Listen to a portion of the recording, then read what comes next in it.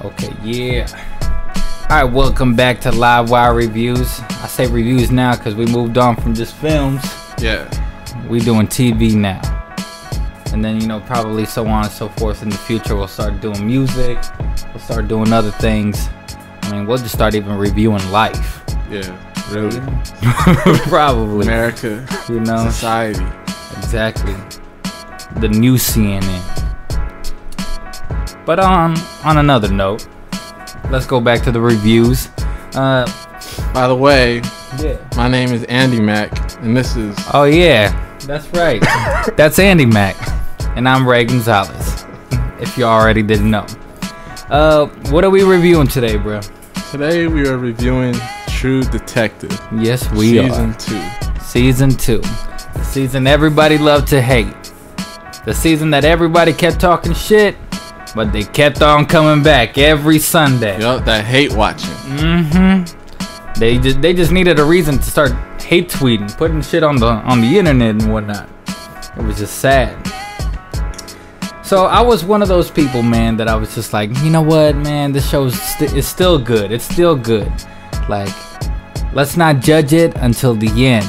Now, did the end, live up to expectations? We'll get into that in a second. But a lot of people were just already mad from. I even feel like they were even mad from the previews, because like it's just not. Where's Matthew McConaughey? Where's Woody Harrelson? And they couldn't explain it to you even more that this was different than season 1, all the way down to the T-Bone Burnett theme song. Like everything was different. They wanted that southern, gothic, whatever, horror. Matthew McConaughey just talking. And I bet you all the people that like Matthew McConaughey don't even know half the shit that motherfucker said in season 1. Talking about like, life is like a Big Mac. Sometimes you gotta take the cheese out. And then you find out you're all out of dairy. Shit, nonsense shit. But it was an amazing season 1, and season 2 had a lot to live up to. So why don't you tell me, what's the plot? What was the plot? Well, for y'all who don't know True Detective, yeah, it's an HBO anthology series, crime series, and like American Horror Story but with class. This season story takes place in California. And follows the interweaving stories of officers from 3 cooperating police departments. We have a California Highway Patrol officer and war veteran, Paul Woodrow. That's Taylor Kitsch, right? That's Taylor Kitsch. John Carter. Battleship. Woo! John Mars. So now you know why he's here.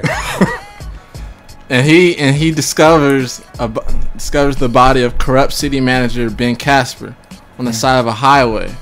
Nasty Ben Casper. And then Vinci Police Department detective. Is it Vinci? It's Vinci. Vinci. That's right. All right. Pretty sure. Ray Velcoro, which is Colin Farrell. My motherfucking man. And Ventura County Sheriff's Office. Officer Annie Bezzarides. You needed help. Yeah, I needed help with that. Rachel McAdams. They're all with the magical ass, with them cheeks of gold. Now all 3 of those of them, they're all called to assist in following this investigation. Now we have another character, career criminal Frank Simeon, who's played by Vince Vaughn, attempts to legitimize his business with his wife, Jordan. You remember the actress's name? I think her name was Kelly Riley. I think it was Kelly Riley. He tried to legitimize his business by investing in a rail project overseen by Casper, the dude that was dead. Right. But he loses his money when Casper is killed. And that prompts him to start his own investigation. So that's the overall. Wikipedia couldn't have said it better. Yes, sir. Thank you. So pretty much, these 3 cops have to find out a murder that's connected with the missing money from this crooked gangster that's trying to go, trying to go clean, trying to go good, trying to, right? Go legit. Legit. Thank you. Use every word but the right word. But no, I mean, whew. It's a lot to work with. It's very dark, HBO, if you've seen season 1. Now the question that I have, did it live up to your expectations? And what expectations did you have from season 1 to season 2? I would just say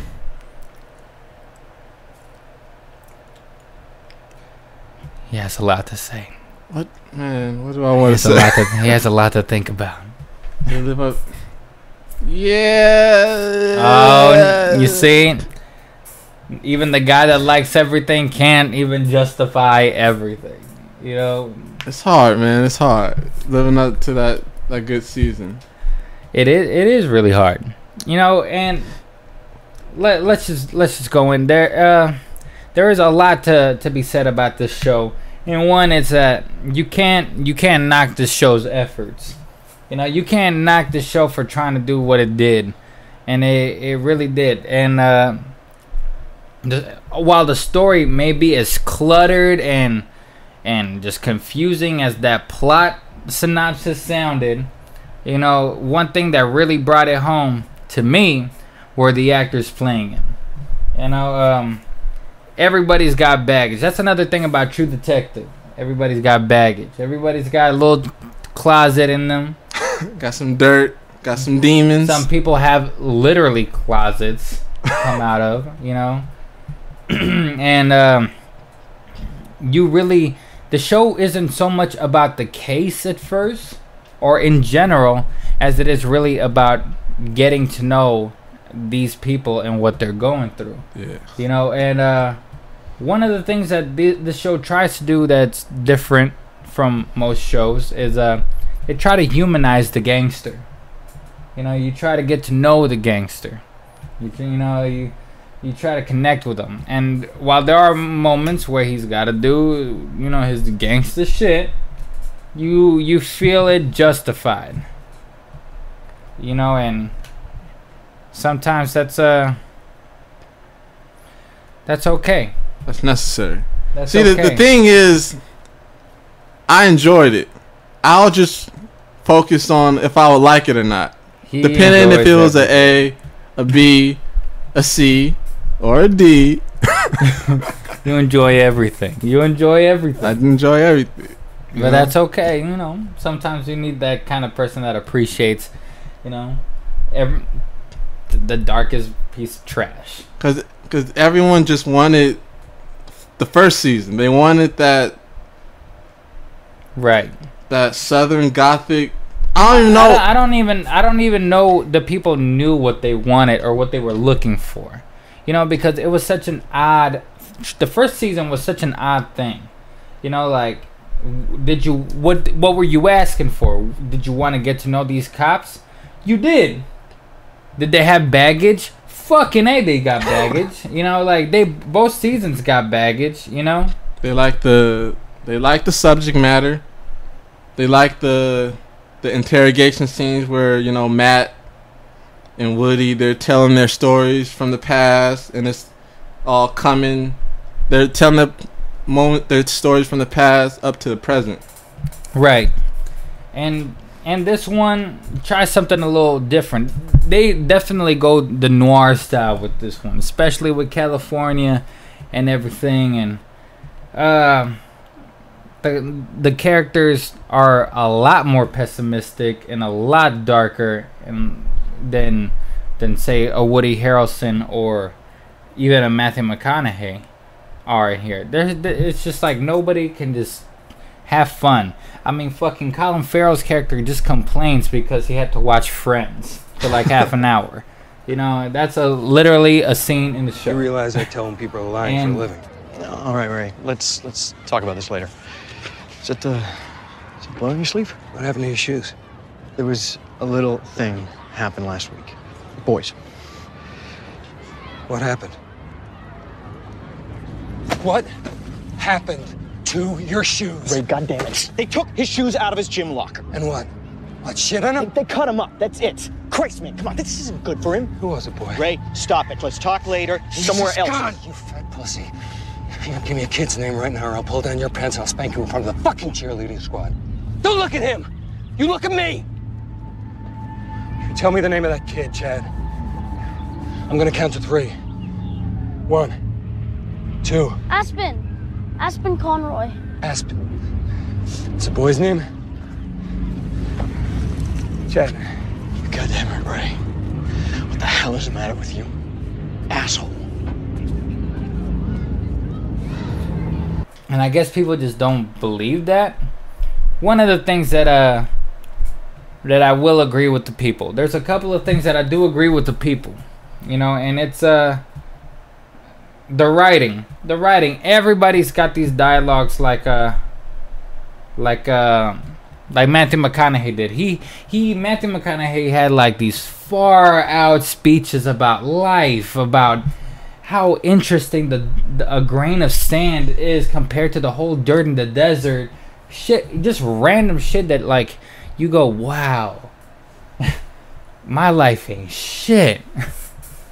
In this season, they try to do that with every character except for maybe Woodrow, played by Taylor Kitsch. That's right. Cause like what did Colin Farrell? He said, "We get what we deserve," or I accept judgment, or something like that. Judgment. Or what did Vince Vaughn's like? Sometimes your best self is your worst self, or something. Like what? It's just talking, but. And the guy, out of all the actors, the one person that got it the worst out of this type of writing is Vince Vaughn's character. A lot of people are throwing hate at his at his performance, and I go, don't blame the performance, blame the words he has to speak. You know, Vince Vaughn needed this. Like, he needed this career change for his career. Like, he's coming out from. Do you remember the last movie he came out with? Is it the Google one? You see, no, it's not even the Google one. It's okay. There was that Delivery Man movie where he had 30 kids or something, and I'm pretty sure he had another one. Oh yeah, he had that one with Franco's little brother this year. You don't even remember. You see what I'm saying? You see? He needed this. He needed this, people. He needed this change. Oh man. And change is good. It's just that the Pizzolatto, the writer and the creator of the show, decided that, hey, we might as well just go all out, and my writing is the best writing ever, and nobody's gonna change anything, and this is how it goes. So he has to, you know. I don't run things like that. I mean, shit, who does anymore? Mexicans? Russians? That's a good question. Who? Who has something to gain by trying to fuck with me? Think it was someone here? What's in it? What it means is, what you got we're taking anymore, Frank. My associate. His name's Ben Casper. He was into that sweet Eastern Bloc pussy you all run between clubs. So, some of you might have girls that know him. Daniel here did. And what I need you to do now for me is put the word out. Any John you rob, any flea, any tick crawls across your carpet, you ask them about Ben Casper.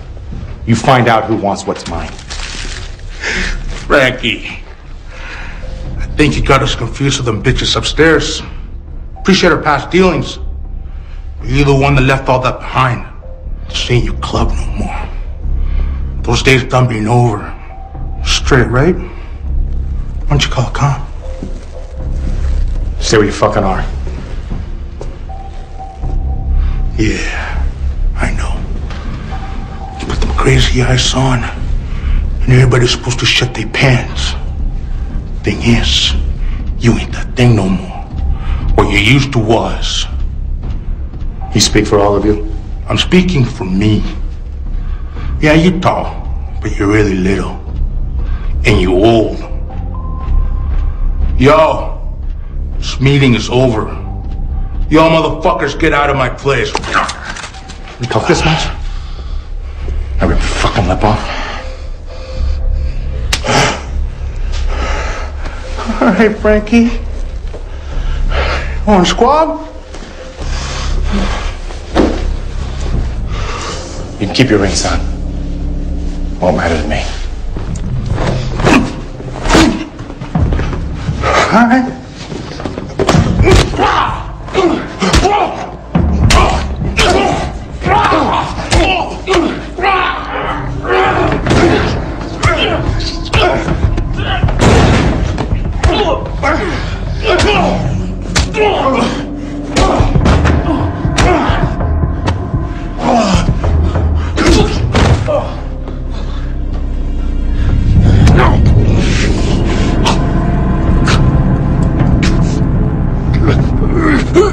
Let me say to these fucking things.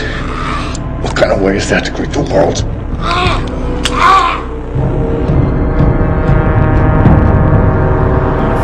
Like, I actually thought the performances were all spot on. You know, Right. I think the performances all gave. And big ups to Colin Farrell. I hope he gets nominated for an Emmy. And I hope he gets a good chance of winning, because his performance in the show was just mesmerizing to me. How you feel about Rachel McAdams? Because, you know, they was complaining last season about the women characters. There weren't enough strong women characters in Right. season 1. Right. That's true. I can tell you this much. I feel like Michelle Monaghan's season 1 character is a lot stronger than Rachel McAdams' season 2 character. Like in pure will and spirit and inner strength, like Michelle Monaghan's character like was a strong woman. It's just, you know, like, people complain there's not a lot of strong female characters. Well, what do you want them to do? You want them to fight and shoot guns? Well, now you got it. Now, I guess this can lead on to like one of my huge complaints in the show about, you know, because I can't answer your question without bringing this in, and it's how much of a piece of shit season finale this shit was. I kept on defending this show every episode. I said, nah, it's good. Do not judge until it's over. Do not judge until it's over. I watched that shit and I said, it's an hour and a half. We gonna get some. It's gonna be on. But no, the only thing on was the TV saying "fuck you" to me, throwing me the fucking middle finger. I was so mad. None of this shit made sense.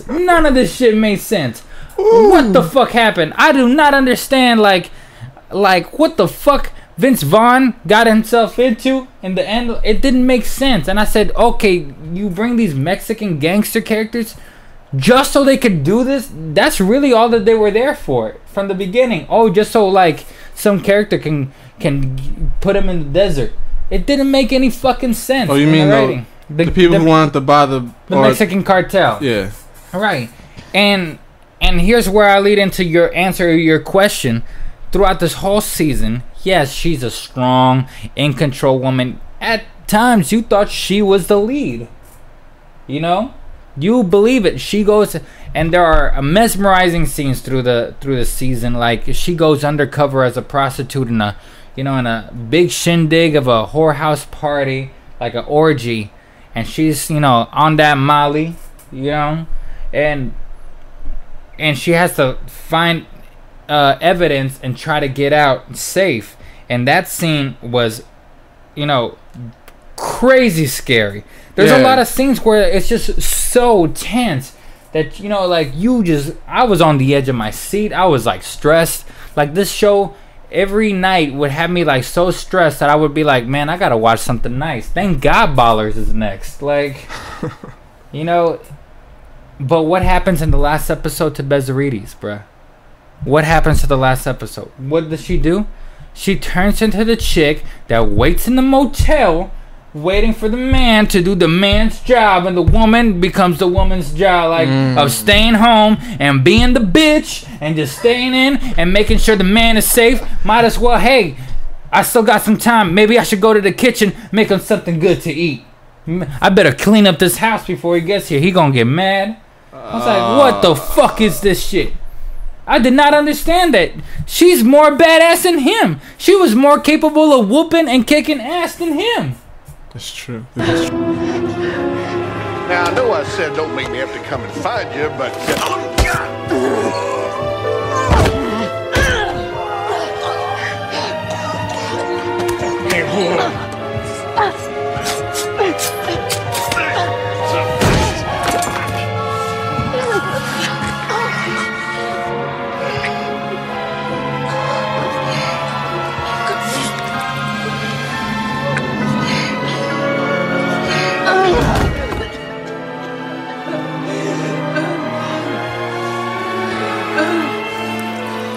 Fuck you do. He's the one coked up in all these drugs, like, and you gonna let this nigga go? But why was she at the house with that? Because to keep safe, because that was like their only hiding place. It comes to a point in the show where the whole government, because this case goes so deep that you find out the whole police station and the police force and even government of Vinci is in on this corruption. And once they find all this out, they are blamed for certain murders and they are in the hiding. And the only thing left for them to do is try to secure evidence, which they failed to do. Yeah. And then try to leave the country. Because she's still at the house when he went to do the little... What are they with Frank? Frank, yeah, they try to handle some more, like some last finish... some last minute business and finish it off. And yeah, that's what I'm saying. She just waits at the house like a good girl should. But I thought, wait a minute. I thought we wanted strong characters. You see, like, it made no sense. And then what do they do at the very last moments in the show? Yes, like, we all knew that it was coming to a point, whoever was watching the show, like, that it wasn't going to end well for Velcoro, Colin Farrell, or for Semyon, or for Woodruff, Vince Vaughn and Taylor Kitsch, and probably for Bezarides as well. But what happens while everybody met their demise? She's the one that bounces because he's like, no, you go, I'll catch up. Super stupid cliche. And what happens at the end, bruh? What do we see Bezarides with? With Frank's woman. Yeah. A baby. I don't know whose baby was it. You know who damn well whose baby that is. That's Colin Farrell's baby? Yeah, that they knocked her up and they made her just another piece of cattle in the show. Typical women shit. Like, what in the hell was that?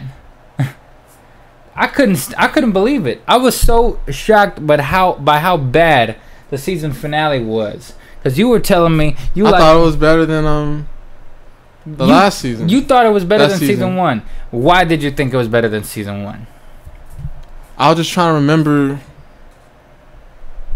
I don't know. I guess it wasn't what I expected. But what were you expecting? Because, like, to me, everything that I was expecting happened. And I wasn't expecting it in a bad way. I was expecting, okay, they're going to go out. This is going to happen. I wasn't expecting Bezarides or anything like that. I thought she was going to go out. I actually thought the one that was actually going to make it out was Velcoro. You know? I thought they could have solved the crime, but they didn't. No way. I did not think that for a second. It got to a point that no. Not that it would, like, matter in the big scheme of things, like, like how last season they caught their killer, but they didn't catch everyone. They didn't catch the whole family, or there's still stuff out there. It's just, but why did you think it was, like, just because you didn't expect it? Did you expect? For me, did you expect it in season 1, the finale? You saw that kind of ending coming? I actually thought that there was a sense of fulfillment in the season 1 finale because it almost came full circle. This relationship, this friendship that was so tarnished between Woody Harrelson and Matthew McConaughey. It's such a broken relationship, and it turned into a real pure friendship, like a brotherhood by the end of the show. And they finally grasped that and understood that, and they didn't even realize it. Maybe they didn't want it, but then they found out that like they are as close as they are. Like, and it took them to the bowels of hell for them and making it out to see how important it is to be for friendship, for brotherhood. How important that was. That's what I got from season 1. Right. Like season 2, I didn't get that. I liked certain things in the episode, in the season finale. Like, I really liked the fact that Velcoro tried to leave a voicemail to his son, but it didn't make it. Or when Frank is in his last breaths walking through the desert and he sees the spitting images of all the people that try to put him down and push him down, just talking to him, and he still wouldn't give up. I like that, but it just ended so unsatisfyingly because, like, those little moments are good. How the events that led them there made no fucking sense at all. That's true. Or they were so cliched. Like him going to see his son one more time, and then, like, I didn't understand this, but why was the son holding the badge in school? Maybe it was show and tell her. Oh my god. Did he even like his dad? He gave off that little salute. Yeah. What's up, daddy? You know what's something I found on Tumblr? What's that? When we thought Ray first died? Yeah. And he's sitting with his dad, and his dad is talking to him? Yeah. His dad is foreshadowing how he's gonna die in the theater. I mean, in the show. How you figure? Cause I have it. I'll try to pull it up, but he's saying everything that happens to that's what's gonna happen to him. Like you're like, for instance, paraphrase, like you're in a tree, you're like in the woods, you're small, oh, here you go. What? I gotta read this. I see you running through the trees. You're small. The trees are like giants. Men are chasing you. You step out of the trees. You ain't that fast. Oh son, they kill you. They shoot you to pieces. Well, ain't that some shit? They got the gifts and everything for him. All moving, getting blasted on and shit. Well, ain't that some shit? Yeah, that doesn't help much. That doesn't help me. I mean, it helps. It makes sense. Oh, how cute. Like, that's clever. But it still didn't make how he got there. It didn't make sense. Or how Frank ended up in the desert. It just doesn't make sense. Or Woodruff's demise. Like, he goes against all his Blackwater soldiers, and he beats them all, and he's running in the middle of a tunnel in the middle of the night. Next thing you know, he takes a random ladder, he's going through some tunnels, and he makes it out a random door. But behind that random door, in the shadows, is one of the corrupt cops and blasts him away. And I thought to myself, wait a minute, how the hell that guy knew he was gonna come out of that door? Exactly. It's moments like that really just hurt the show immensely, and it didn't bother me.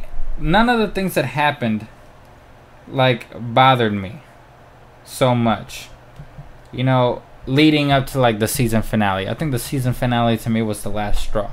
But a lot of people were complaining about other things, like how such of a slow burn the show was. I thought, well, the show is a slow burn. What are people complaining about? Nothing's happening. Well, plenty's happening. You're just not paying attention. I remember before the show started, there were reviews already on the season, and of course the season hadn't started. I think a couple of publications, they got to view the first 3. And the first 3, those are the slow ones. Yeah. Because after episode 4, 4, 5, 6, 7, yeah. It's like full speed ahead. Yeah. They really turn up the gas after episode 3. That's for sure. So a lot of people would just, I guess took this word and thought to themselves, oh, the show's gonna be like this. I don't like it. Now, I really wish we got to know more of the characters. I don't feel like we got to know enough about the characters. We got to know them, but I really wanted to know, like, say, Woodruff's character. Why does he feel so tortured about being gay? You know, why does it hurt him so much in hiding the fact that he's gay? Why, you know, like, how did Colin Farrell, like, and his relationship with his wife, with the fact that he killed some guy, like, how did it all go down? You know, things like that, or Bezzarides. I mean, we find out, but I kind of wish, and I think, or maybe I'm just figuring this out, I just wanted to know more about Woodruff. You know, like, he's the one character that kind of gets the shaft in more ways than one. That Bezzarides scene when she's on the Molly or whatever, and she remembers her getting molested or whatever. Yeah. That was scary. It's all very scary or very tragic. Like I said, I actually thought that other than Velcoro, my favorite character was Woodruff. Because, you know, you really felt the pain that he was going through. You know, like the day that he woke up hungover and he finds himself with one of his old friends, you know, in his apartment. Then, like, he leaves and he's just in so much pain because he knows he's doing something that he hates, but he can't help himself. And I kind of wish we explored that more. But yeah, I mean, how do you feel about the killer? It was just like, oh, it was those guys. Cause remember, that's another disappointing thing. They're the people on the movie set. No, yeah, I thought that was like, it wasn't a. How would I? It wasn't a big like. It made no sense. It made no. That's what I'm talking about. The season finale, like, threw a curveball and just said, like, let's see if we can hit it. You know, like, strike these people out with a curveball. But no, instead you hit us in the face, and we ended up going to first base because it didn't make any sense. Like, they just brought those characters out of nowhere again. Kind of think about it, it almost kind of still doesn't make all that much sense to me. Another thing, I saw people after the season ended, they said he needs to, Nick Pizzolatto, the writer, he needs to shake things up a little bit, because you could really compare a lot of the season 1 and season 2, like, things that happen, like, as far as, like, shootouts or car chases, or you know how they escaped the party, with her the missing person she's looking for. Right. It all happened in the same time at episode 4 of season 1 with the season 2, right? Yeah, they're just saying he needs to just shake up a lot of things. Yeah, they do. I think one of the biggest mistakes in the show is one of the biggest assets of season 1 was one of the biggest problems and faults of season 2. The fact that in season 1, Cary Fukunaga was the director of all the episodes. And I feel like because he was the director of all the episodes, he would see the script, and I think he also would kind of edit out the script and, you know, try to make more sense of it all, you know, because he could see this, like, this vision from beginning to end with a linear cohesiveness that, like, a bunch of directors in season 2 can't do, because they're just clocking in and clocking out. Right. You know, so, and I could tell, like, it got visually, it looked all nice, but creatively it was very dull. They keep going back to the same bar with the same barroom singer. Like, they keep shooting these the freeway shots that I find, oh, this is traditional, it's generic, it's boring. You know, where are we going with this? You know, and it's because, like, it never had those scenes, like, or it never had that linear cohesiveness that Fukunaga did in season 1, which was almost dreamlike.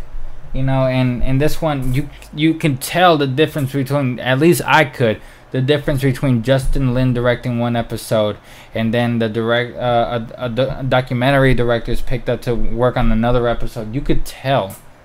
you know. And it kind of bothered me. It bothered me, and that was one of the weaknesses in season 2. To me, it turns out that like this show turned out to be one of the shows like with great performances, but I could see why people. I don't hate it. I think it's gonna become an underrated season. I think in years to come, it's gonna be one of those seasons like, man, you know, this season really wasn't as bad. I mean, it wasn't perfect, but it wasn't as bad as they thought. You know? Yeah. And they're gonna look back and just be like, you know, this was kind of cool if you just gave it a chance. You know, which is what people just didn't do this season. They just jumped on the bandwagon. Yeah. Know. But it's not the best show of the year. To me, I have to say that even with Game of Thrones aside and all this stuff and Better Call Saul, I think American Crime is the best show of the year. That came out this year, right? Mm-hmm. Okay. That's a lot. It just feels like that, man. I knock out shows like that, you know. I just need season 2 of American Crime. I already want it, man. Bring me something real, you know. Bring me something real. But so, what would you rate this season of True Detective, season 2? And another thing. Go ahead. Season 1 wasn't perfect, right? True Detective. It wasn't. Because that's what everyone. Yeah, it was not. It was not. Like, I'm pretty sure a lot of people were disappointed with who the Yellow King was. Like, a lot of people were like, wow, this Yellow King, this king of the cults, is gonna be scary and he's gonna be smart. It's just some dirty hick hillbilly, some lawnmower dude. Yeah, like, you know. And I thought, okay, well that's whatever. You want to know cliche? Well, Woody Harrelson was cliche. He was a cool cop that was cheating on his wife, and you know, like, and there's Matthew McConaughey, you know, cliche, like, different and stoic and this and that, and Woody Harrelson's like, oh, get the fuck, that's very cliche. Buddy cop, you know, they don't like each other, kind of. That's all very cliche, but it's like how they did, you know, how they did all that really, what they did with that genre that really helped engross it. It's not perfect, but it's like, it's an amazing ride. And I think this one might, you know, maybe more flawed than season 1. It definitely is more flawed, but you will not see such performances on TV, or not very many TV shows will have performances like the one Colin Farrell or Rachel McAdams, Taylor Kitsch, or Vince Vaughn gave. I think just the performances alone, for me, would merit this show a 3 stars. 3 out of 5. Yeah. Like, now they gotta go back to the drawing boards and make sure, you know, make sure that we think of something, like you said, cook up something fresh for season 3. But I want more True Detective. And they're not getting. I don't think they're getting. Wasn't it Carrie? The director of season 1? No, because I think he's doing another TV show. But they got beef or something. They were saying. Yeah, that's right. They got the whole, you know. They were saying even they got tranked. Pizzolatto, he like wrote something about Carrie in the season 2, like the director. Something about the director, yeah. It's something about, like, I sometimes I feel like writers and directors sometimes just don't get along when they're so close to the material, especially writers. You know, like this happened with the writer from 12 Years a Slave. And the director, because John Ridley and Steve McQueen made some changes with him, and then he said, you know what, man, I really helped you mold this. Like, let's say that, you know, can I say that it was also co-written? John Ridley was like, fuck that. Hell no. This is my Oscar. This is my Oscar. This is my shit.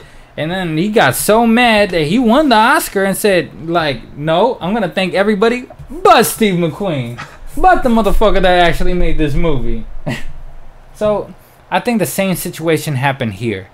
And the absence of Fukunaga, I keep fucking up. Just call him Carrie.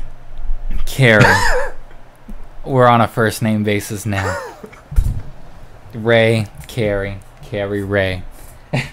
But what Carrie's absence, like, is really missing in the show. And I really think that they need to find, on the season 3, just one director and make it work. You know, just, like, keep a linear cohesiveness into the story. Don't get lost with so many characters. But that's just me. And please, don't be so harsh on Vince Vaughn. Vince Vaughn was tight in this. Yeah. Now, what would you give it? I was thinking a 3. A 3? Yeah. That's solid. Because it is a solid show still. All these people just, all hopping on the bandwagon of, like, let's fucking hate on this show. It's ridiculous. It's immature-ish. It's just, it doesn't make sense. As much as I didn't like the season finale. That's just me. You good? Yeah, man, I'm trying to think if there's anything else to add. Nah. I don't think there's anything much to add. Now, that's the end of this show. But if you need to follow us, I implore you to follow us. Please follow us. We are in LiveWire Film Reviews and SoundCloud. You can also find us on moviepilot.com. You can reach me on Twitter. It's RayRayMK, RayReimk. And how can they reach you? You can reach me at Andy Mack on Twitter, ANDYMACKK. Okay, well, until next time, what's the next show we gotta figure that out. We're gonna do Fantastic. Oh, next show. Maybe show. Ballers. Ballers. I can't wait for that shit. Sometimes your worst self is your best self. My strong suspicion is we get the world we deserve. This isn't me doing this. This isn't me.